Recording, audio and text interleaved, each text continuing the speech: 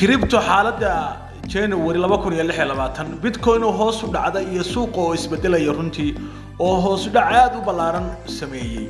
Assalaamu calaykum dhamaan akhyaarta xiisaysan lacagaha cryptocurrency bisha January 2026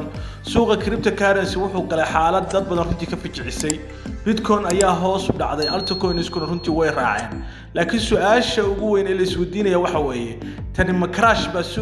suuqa ku yimid mise waa fursad suuqa uu bixinayo. haddii aad rabto inaad fahanto waxa socda iyo waxyaabaha la filan karo fiidiyogan ha dhaafin. dhowr qaybood ayaan ka soo qaadan doonaa newska ugu dambeeyay iyo xogta aan ka soo ururinay bisha January isbedelada ku dhacay suuqan cryptocurrency waxyaabaha bisha labaad laga filan karo suuqa inuu sameeyo.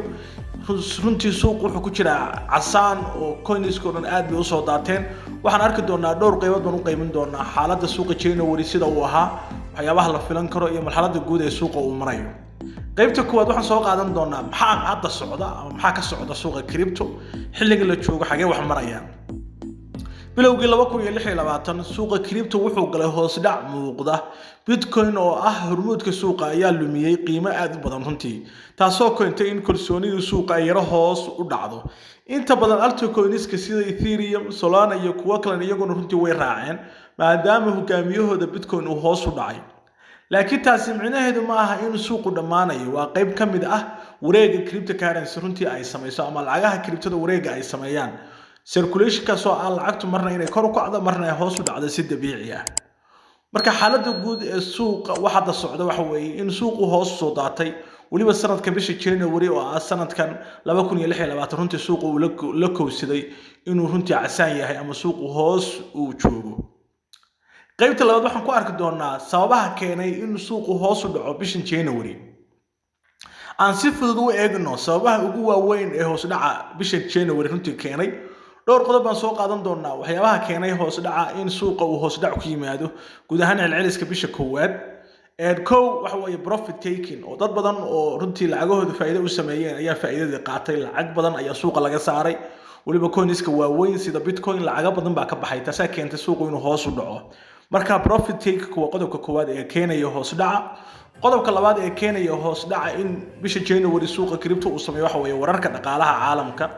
go'aamada bangiyada waaweyn ka soo baxaya sicir bararka guud ee dunida ka jira colaadaha runtii iyo isbedelada runtii bariga Afrika ee ka dhacaya waxa weeye wadamada kala duwan sida waxa weeye Mareykanka isbedelada uu sameeyo iyo dhibaatooyinka dhaqaale oo runtii iyo siyaasadeed aad u kacsan runtii waxyaabaha suuqa saameeyay ayay ka mid tahay. qodobka saddexaad ee keenay suuq inuu hoos u dhaco waxa weeye fear and greed index heerka cabsida oo runtii aad u sareysa oo dad badan ayaa waxay sameeyeen in marka coinska iska iibiyaan maadaama suuqu guduud ku jiro. dad badan ayaa coins badan iibsiyay taasina waxay keentay inuu suuqu hoos u sii daato. dhammaan arrimahaas oo isku biiray oo waxa sabab u ah inaynu aragno maanta in suuqa cryptocurrency uu runtii hoos joogo ama uu hoos dhac sameeyay.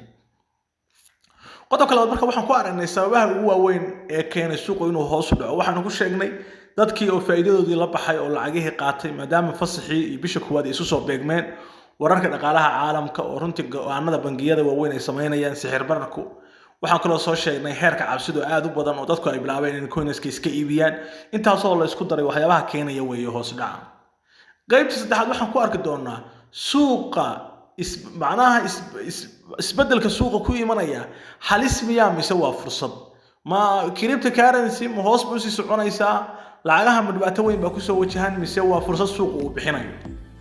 hadda su'aashu muhiimka ah waa suuqa crypto ma burburaya mise wuu isdiyaarinaya. taariikh ahaan hoos dhac kasta oo crypto wuxuu ahaa dib u habeyn ama correction kaasoo keenay inuu suuqu markaa dib u laabto.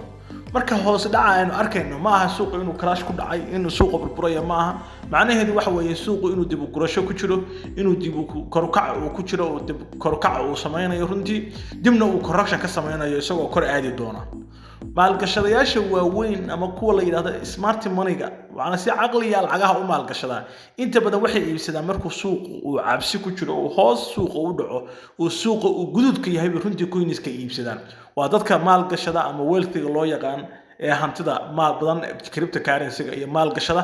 runtii xilliga ay maalgashadaan ama dadku ay lacagahooda geliyaan waa xilliga suuqu casaan ka yahay sababtu waxa weeye marka uu suuqu kor u kaco si aad kor uga hadho aad faa'iido uga hesho haddii laakiin suuqu uu kor joogo aad iibsato dee waxba ka faa'iidi maysid maadaama meesha ugu sarreysay uu joogay taasi waa sababta January mararka qaarkood loogu yeero bisha runtii dadka cryptocurrency-ga ama waxa runtii ugu yeeraan month of fear oo ah bisha cabsida sidoo kale waxa la yiraahdaa waa bisha koritaanka runtii ee la filayo dadku inay coins badan u dhursadaan si bisha labaad dhaqaaqa la rajeynayo inuu suuqa sameynayo in faa'iido laga sameeyo marka runtii bishani qaybna waa cabsi qaybna waxa weeye runtii koritaan iyo fursad suuq marka uu bixiyay qaybta afraad waxaan arki doonaa maxaa la filan karaa bilaha soo socda ama bisha soo socota maxaa la filan karaa ama guud ahaan bilaha soo socda maxaa laga filan karaa cryptocurrency isbedelada ku imanaya haddii xaaladdu sidaasi ahaato waxaa la filan karaa suuqu inuu deganaansho sameeyo consolidation inuu sameeyo oo uu deganaansho galo runtii ayaa la rajeynayaa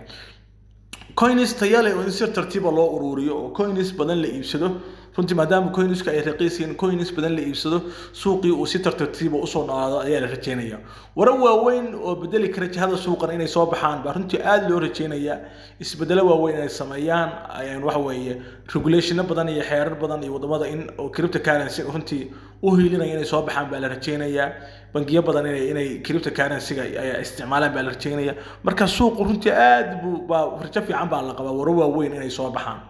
laakiin mar walba xasuusno crypto waa risk plus opportunity isku jira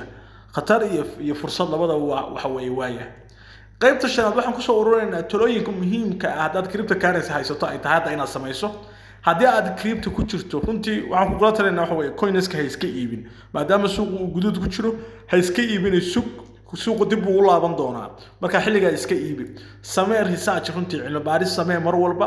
u fiirso long term coinskaaga mustaqbal ahaan uga fikir xaaladda maanta suuqa ku sugan yahay suuqa hoos waa u sii socon karaa dibna waa u noqon karaa laakiin adigu loo fiisha yeelo oo in coinsku markuu kor aadaan ama suuqa correction uu sameeyo runtii inaad coinskaaga markaa iska iibiso wax walba hal lacagtaadana hal coin ha wada gelin haddaad hadda maalgashi samaynayso coinska waxa weeye si tartiib u maalgasho marba coin hal ukun lacagtaada ha wada gelin coins kala duwan maalgasho si ay markaa ay lacagtaada ay ku kala soonaato gunaanadka waxaan ku soo ururinaynaa waxa weeye